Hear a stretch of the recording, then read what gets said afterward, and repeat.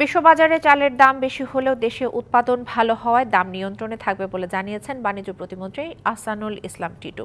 সকালে রাজধানী পল্লবীর প্যারিস রোডের শেখ ফজলুল হক মুনি খেলার মাঠে টিসিবির জুন মাসের পণ্য বিক্রি কার্যক্রমের উদ্বোধন করে তিনি এসব কথা বলেন। জানান, মধ্যবিত্তের জন্য সুলভ মূল্যে পণ্য দেওয়ার চেষ্টা চলছে। টিসিবির মাধ্যমে পণ্য দেওয়ার জন্য বিভিন্ন দেশের সাথে চুক্তি হচ্ছে বলেও জানান প্রতিমন্ত্রী। আগামী অর্থবছর থেকে স্থায়ী দোকানে টিসিবির পণ্য বিক্রি করা হবে। মাসিক কর্মসূচির অংশ হিসেবে সারা দেশের 1 কোটি পরিবার কার্ডধারীর মধ্যে ভর্তুকি মূল্যে পণ্য বিক্রি শুরু করেছে টিসিবি। এ দফায় কার্ডধারী একজন ক্রেতা সর্বোচ্চ 2 লিটার ভোজ্য তেল, 5 কেজি চাল, 2 কেজি মসুর ডাল এবং 1 কেজি করে চিনি কিনতে পারছেন। এর মধ্যে প্রতি লিটার ভোজ্য তেলের দাম রাখা হচ্ছে 100 টাকা, প্রতি কেজি চাল 30 টাকা, মসুর ডাল 60 টাকা এবং চিনি 70 টাকা।